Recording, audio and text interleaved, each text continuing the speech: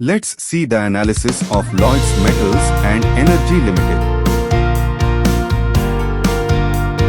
Let's learn about the company.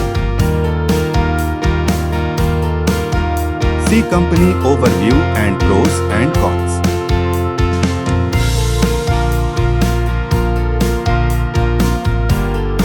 See its quarterly results.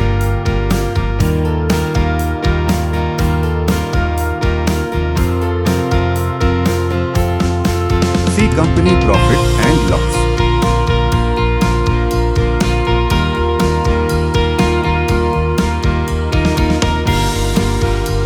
Compounded sales and profit growth. Stock price CAGR. Return on equity. See its balance sheet.